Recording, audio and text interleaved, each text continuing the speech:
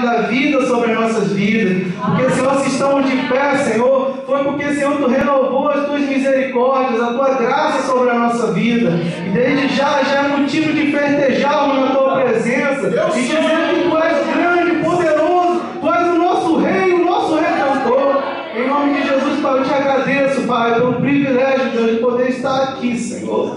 Senhor, eu venho declarar, Deus, a minha pequenez perante a Ti, Senhor. Mas, Senhor, eu venho, Senhor, declarar o Deus forte, o Deus grande, o Deus poderoso, o Deus que pode falar através dos meus lábios, Senhor.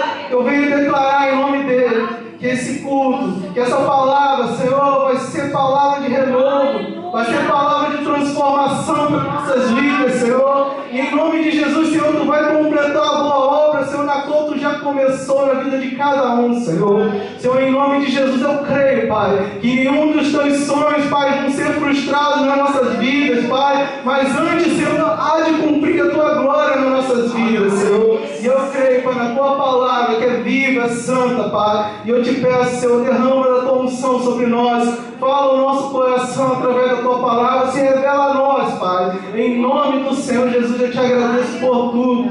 Em nome de Jesus. Amém. Louvado seja o nome do Senhor, porque a palavra do Senhor é o único livro na face da terra que ela se renova dia após dia nos nossos corações. Nós podemos procurar, seja qual for o livro, por mais interessante que ele seja, quando nós começamos a ler ele, nós sabemos que ele tem um meio, um início, um meio e um fim. Mas a palavra do Senhor, apesar de ser dividida por capítulos, ela não tem fim, porque a verdadeira palavra do Senhor, ela não tem fim. As suas misericórdias se renovam a cada dia, e cada vez que nós entramos e lemos um pouco mais da palavra de Deus, Deus fala de uma forma poderosa. Confesso que eu já li algumas vezes esse versículo, mas dessa última vez que eu li, Deus falou comigo de uma forma diferente. Deus falou comigo de uma forma na qual eu pudesse estar passando para a igreja, que nós temos uma grande obra para fazer aqui mesmo nesse local, aqui mesmo nessa localidade, aqui mesmo nesse bairro. Nós não precisamos ir muito mais longe, não precisamos sair do estado, não precisamos pegar um avião e ir para outro país, não. É aqui mesmo nesse bairro, aqui mesmo nessa localidade, que o Senhor tem uma grande obra para fazer ainda com essa igreja. E a partir do versículo 1, fala sobre um leproso, uma pessoa que estava rejeitada pela sociedade por causa de uma doença. E naquela época, meus irmãos, não era como hoje, que a pessoa ficava doente e aparecia um para cuidar, um para ajudar. Não. O leproso naquela época era tratado com exclusão. Ele era colocado pelo sacerdote num lugar bem distante do povo, para ficar excluído mesmo, separado. E a palavra do Senhor fala que descendo do monte, Jesus, eis que tinha uma grande multidão ao seu redor. E a primeira coisa que eu vejo, que a primeira barreira que esse homem, excluído pela sociedade, tinha que quebrar, era aquela grande multidão. Aquela multidão cercava Jesus de uma tal maneira que nós não conseguiríamos ter um contato direto com Jesus. E a palavra do Senhor fala que eles desceram aquela grande multidão. E o leproso, não sei como ele conseguiu, meus irmãos, ele conseguiu chegar próximo de Jesus e fez uma coisa que é a coisa mais linda que nós podemos fazer na presença do Senhor. Ele nos prostrou diante do Senhor e o adorou. Se queremos, meus irmãos, quebrar as barreiras que se levantam sobre as nossas vidas, nós temos que verdadeiramente nos prostrar perante a presença do Senhor e adorar com todo o nosso coração, com toda a nossa vida. E a palavra do Senhor fala no versículo 2: e eis que veio o leproso e o adorou. Em outras versões, se prostrou e adorou, dizendo: Senhor, se quiseres, torna-me limpo. Aleluias! Uma grande fé que aquele homem tinha, meus irmãos, porque ele não chegou pedindo autorização, ele já chegou se prostrando, se derramando na presença do Senhor e falando: Senhor, eu sei que Tu pode me curar, eu sei que Tu pode me curar. Ele não deixou a dúvida entrar no coração dele, ele chegou e se prostrou de todo o coração e falou: Senhor, eu sei que Tu podes me curar, Senhor. E Jesus, vendo aquilo, viu? E no versículo 3 ele fala: Jesus estendeu a mão e tocou e disse: quero sim. Naquele momento, aquele homem foi purificado de toda aquela lepra. Ele foi totalmente, instantaneamente, ele foi curado, ele foi aniquilado daquela doença na qual deixava ele excluso, deixava ele separado de tudo. E glória a Deus, porque foi instantâneo. Mas muitas das vezes, meus irmãos, a nossa fé é grande como a desse homem, mas nós precisamos passar por um processo para que nós possamos dar valor à pessoa de Jesus na nossa vida. E no versículo 4 ele fala assim: diz então Jesus, olha, não digas para ninguém, mas vai, mostra-te ao sacerdote e apresenta a oferta de sacrifício que Moisés determinou para lhe servir de testemunho. Eu queria enfatizar bastante essa pequena palavra que fala testemunho. Lendo essa passagem, eu fiquei me pensando assim: Senhor, por que Jesus não falou para ele ir anunciar, falar as maravilhas que Deus tinha feito na vida dele? Por que ele não foi pelo caminho por onde ele ia passando, qualquer pessoa, e declarando que o Senhor é Salvador, o Senhor é maravilhoso, o Senhor cura, o Senhor salva, o Senhor liberta? E Jesus, eu não consegui entender isso. E orando, eu busquei a face do Senhor e falei: Senhor, mas por que isso está acontecendo na vida desse homem? Por que precisa passar por esse processo? E Jesus mostrou em Levítico, capítulo 13, que é um versículo muito grande, nós não vamos ler, mas se os irmãos tiverem curiosidade, pode ler, porque tinha um processo na qual a cura precisava ser passada. Os sacerdotes, eles excluíam a pessoa, deixavam ela separada para diagnosticar, para saber se ele tinha realmente lepra. E depois, dizendo que ele tinha realmente lepra, ele ficava excluído do povo. E quando a pessoa era curada, ele tinha que novamente passar pelo sacerdote, se mostrar para o sacerdote para ver se realmente ele estava curado. E Jesus queria ensinar que ele não veio para revogar a lei, mas sim para fazer cumpri-la.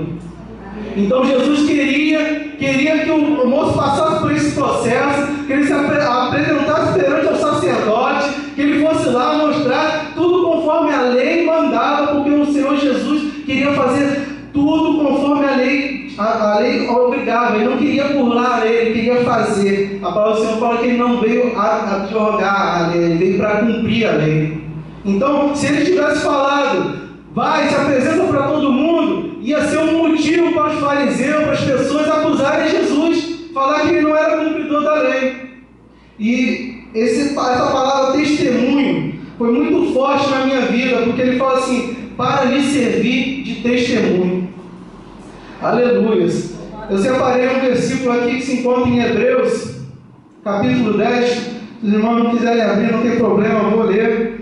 Mas, em nome de Jesus, é necessário que nós possamos ler esses versículos, porque é o que o Senhor quer se desenrolar através desse milagre para nós nessa noite, em nome de Jesus. Hebreus capítulo 10, a partir do versículo 36. Porque necessitas de paciência, para que depois de haver feito a vontade de Deus, possa alcançar a promessa. Porque ainda um pouquinho de tempo, e o que há de vir virá e não tardará, mas o justo viverá pela fé. E se nela recuar, a minha alma não tem prazer nele. Nós, porém, não somos daqueles que retiram para a perdição, mas aqueles que creem para a conservação da alma.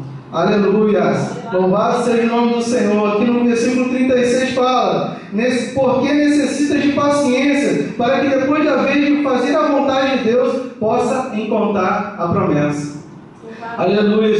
Nós às vezes queremos, na nossa própria vontade, queremos que as coisas aconteçam na nossa vida, assim como aconteceu na vida daquele leproso, instantaneamente, na hora. Nós queremos às vezes que isso aconteça na nossa vida.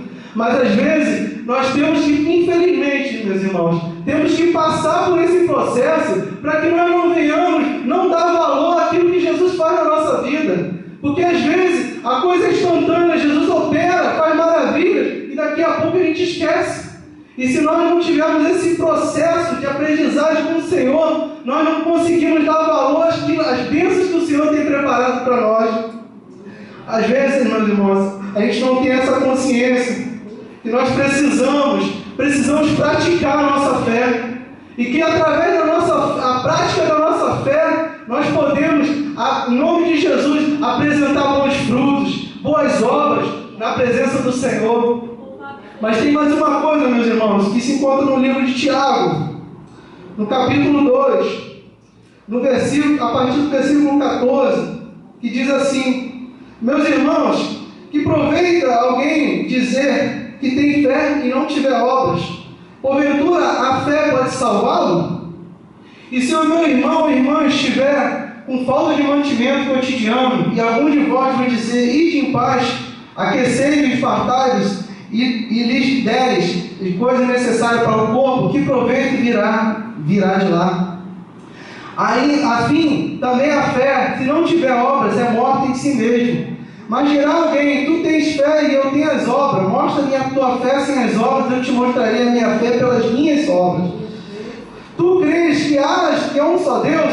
Faz bem. Também os demônios creem e estremecem. Mas o homem, em vão, queres que tu saiba que a fé sem obras é morta. Porventura, Abraão, o nosso pai, foi justificado pelas obras quando ofereceu em altar o seu filho Isaque? Bem vês que a fé coopera com as suas obras, e que pelas obras a fé foi aperfeiçoada. E cumpre a Escritura que diz que o creu Abraão e lhe foi imputado com justiça, e foi chamado amigo de Deus. Vedes então o que o homem é justificado pelas obras, e não somente pela fé. De igual modo, Raabe, a meretriz, não foi também justificada pelas obras, quando recolheu os emissários e os despediu para outro caminho? Porque assim como o corpo, seu espírito está morto, assim também a fé sem obras é morta. Aleluias! Tem um mistério muito grande da parte de Deus aqui nesse capítulo. Porque aqui o livro de Tiago fala que se tivermos fé, mas não praticarmos, não mostrarmos as nossas obras também, as nossas obras que são oriundas da nossa fé, é como se nós tivéssemos uma fé que não tem valor, é morta. E Tiago alerta, fala: apresenta as tuas fés sem as obras, que eu vou apresentar as minhas obras perante a minha fé. Então, meus irmãos, nós temos que ter essa consciência. Temos que ter fé, sim. Temos que ter fé. Mas a fé sozinha não vai nos levar a nada. Se nós não tivermos alicerçado em Deus, no Senhor Jesus. Porque a palavra do Senhor fala lá em Efésios capítulo 8, a partir do versículo 18, que nós somos salvos não é pela fé, mas é pela graça. A graça é que nos salvou por intermédio do sacrifício do nosso Senhor e Salvador Jesus Cristo. Quando nós entendemos que o sacrifício de Jesus foi infinitamente maior, nós sim poderemos exercer a nossa fé com autoridade, e aí sim a nossa fé vai desenvolver grandes obras nas nossas vidas. E aqui ele fala, cita um exemplo de Abraão. Abraão foi intitulado como o pai da fé.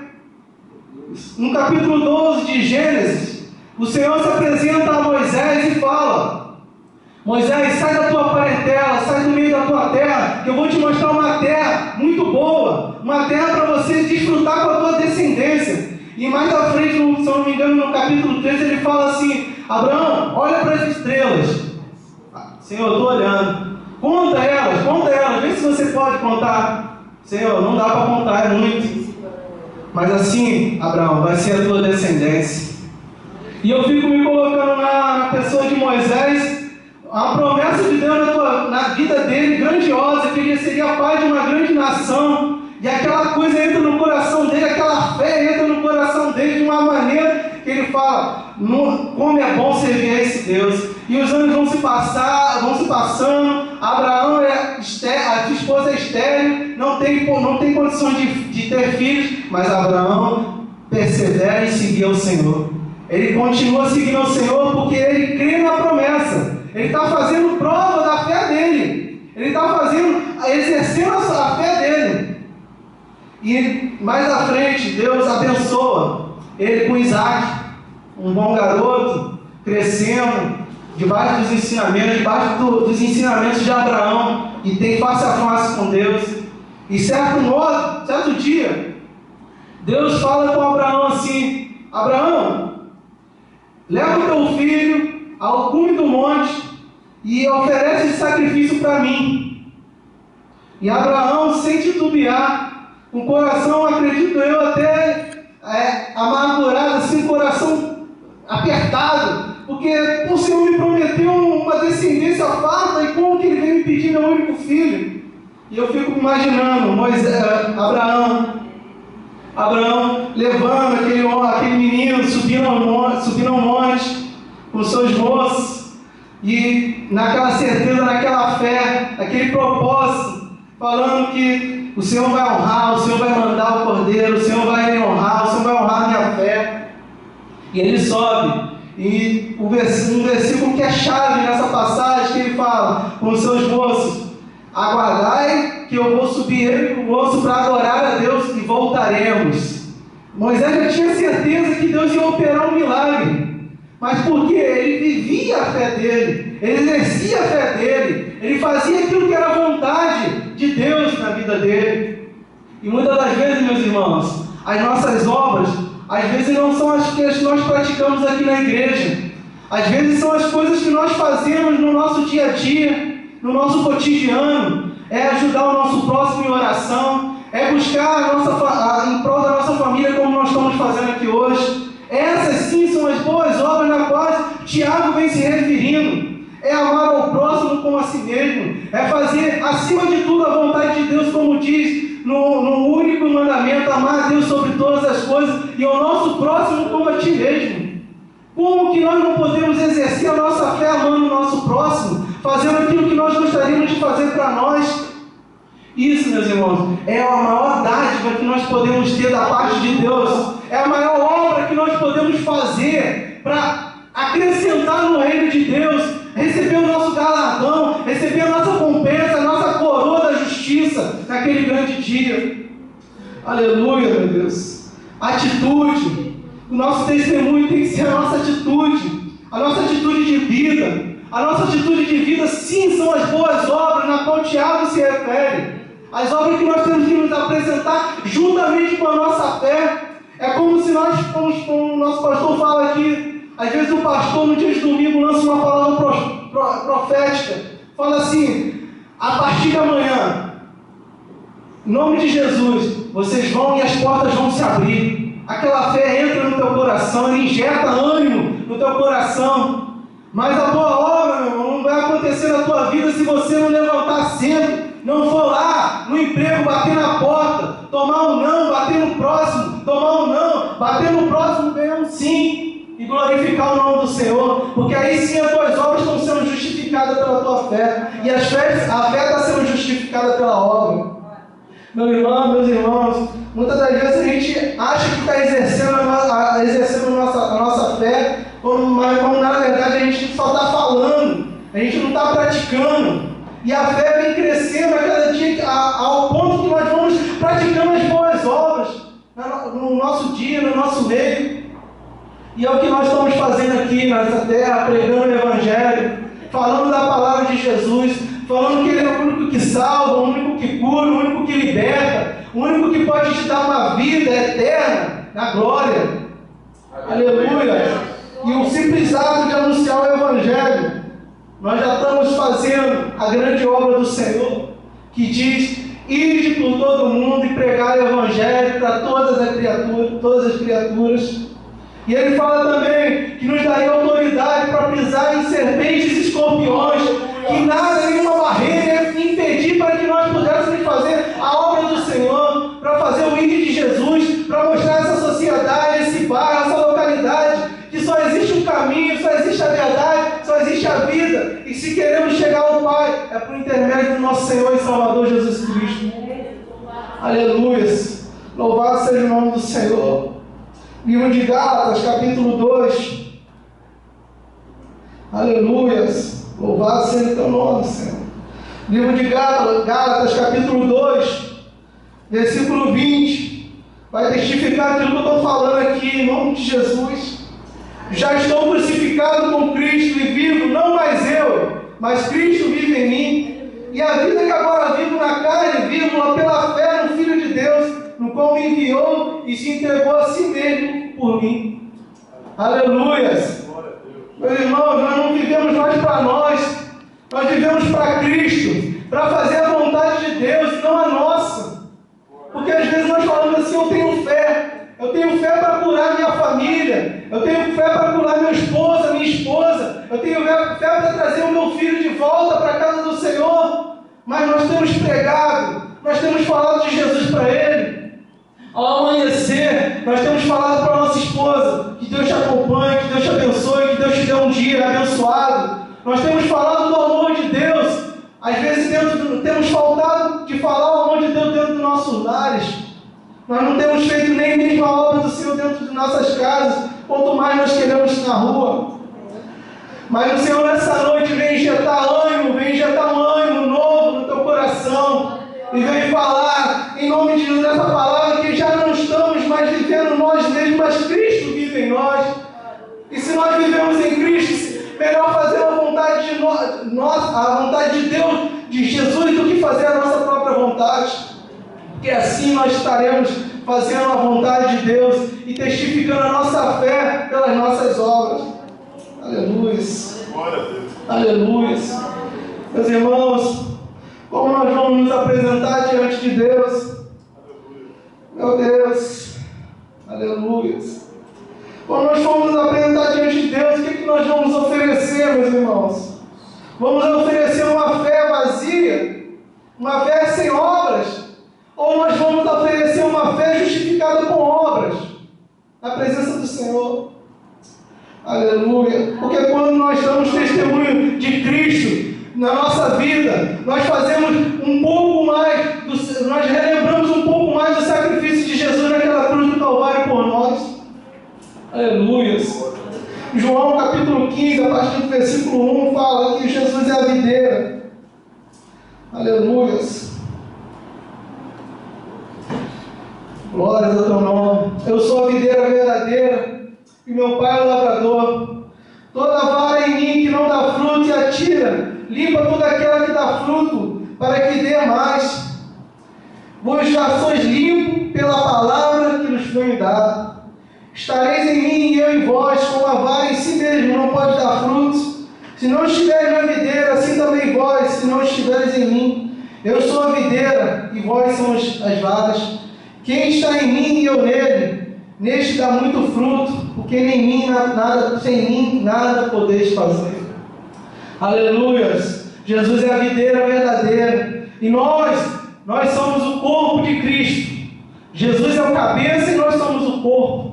E para que esse corpo possa se movimentar com sintonia, precisamos estar ligados com a cabeça, que é Cristo. E ele fala: vós já estáis limpo pela palavra que vos tenho dado. Meus irmãos, eu venho declarar nessa noite que todo aquele que acreditou no sacrifício de Jesus, todos aqueles que acreditaram na graça imerecida de Deus em nossas vidas, hoje já pode declarar e dizer: nós já somos livres pela palavra que já foi dita. Mas muitas e muitas pessoas ainda precisam escutar essa palavra. Muitas e muitas pessoas precisam escutar essa palavra e dizer que Jesus é a videira verdadeira. Muitos estão aí fora, muitas das vezes drogados, muitas das vezes deitados nos bares, muitas das vezes esquecidos como aquele leproso, separados da sociedade porque disseram que não tem mais jeito para aquele rapaz, aquele homem. As feridas vão comer até a morte, mas Jesus veio para desfazer as obras contrárias na nossa vida. Jesus é a verdadeira videira e nós somos os ramos. Nós temos que declarar em alto e bom som que Jesus é a vida, que Jesus é o caminho, a verdade e a vida, que uma vez estando nele, nunca mais estarás em treva, só na luz. Aleluia! Louvado seja o nome do Senhor, meu Deus. Ah, meu Deus. Nós precisamos de Ti, Senhor. Precisamos de Ti, meu Deus. Aleluia. Voltando lá no Mateus. Então aquele rapaz precisava entender isso. Ele precisava passar por esse processo para que o Senhor Jesus pudesse manifestar a glória dele através de outras vidas. Porque através da obra daquele homem, daquela cura daquele homem, muitas e muitas pessoas iam testificar da glória de Deus. E aquele homem foi, se purificou, se se apresentou perante o sacerdote. Ele se apresentou fazendo tudo aquilo que Jesus mandou, para que aquele testemunho que ele deu, aquele testemunho ao qual Jesus se referiu, pudesse dar muitos frutos, que através daquele testemunho, quando ele passasse por um lugar, rapaz, você não era aquele leproso que estava lá excluído lá no cantinho, era eu mesmo, mas Jesus me curou. Jesus verdadeiramente é o Filho de Deus, e uma vez estando nele, nunca mais estaremos em trevas. E é isso que o Senhor exige para nós nessa noite, que nós não venhamos somente ter uma fé que seja somente uma palavra bonita, que nós possamos exercer a nossa fé, possamos exercer nosso ministério aqui na igreja, podemos dar muitos frutos na presença do Senhor, podemos dar muitos frutos, meus irmãos, basta nós nos colocarmos na presença do Senhor, basta nos voltarmos, fazer a vontade de Deus acima de tudo, porque a palavra do Senhor fala, buscar o reino de Deus e a sua justiça, e as demais coisas nos seriam acrescentadas. E cada vez que nós vivemos essa palavra, estamos buscando um pouco mais do reino de Deus, nós estamos fazendo a vontade do Pai, e toda vez que fazemos a vontade do Pai, estamos dando muitos e muitos frutos, e frutos bons na presença do Senhor. Aleluia! Louvado seja o nome do Senhor. Meus irmãos, não tenho muito mais para falar, mas eu creio que essa palavra poderosa já vai fazer raiz no teu coração, e que a partir da manhã, quando você passar por uma pessoa que está precisando de uma coisa, de uma palavra, mesmo que seja uma palavrazinha, Jesus te abençoa, Jesus te ama, isso produz grandes frutos, grandes obras no reino espiritual. Que em nome de Jesus possamos ter essa consciência, que nós precisamos e necessitamos dar frutos sim, na presença do Senhor. Precisamos apresentar a nossa fé imutável, a fé que o presbítero William falou aqui agora, aquela fé que é capaz de derrubar barreiras, aquela fé que é capaz de mudar uma montanha de um lado para o outro. Porque Jesus fala, se você tiver uma fé do tamanho de um grão de mostarda, você falar para esse monte que ele vai daqui para pular e ele vai se mover.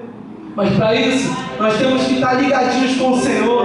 Precisamos estar juntinho com o Senhor, para que o corpo possa estar em sintonia com os demais membros do corpo, para que nós possamos estar sensíveis à voz de Deus e sensíveis ao ídolo de Jesus, à vontade de Deus.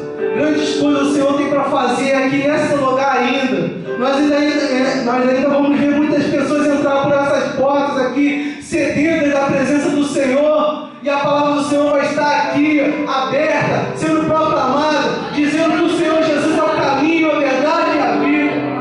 Aleluia!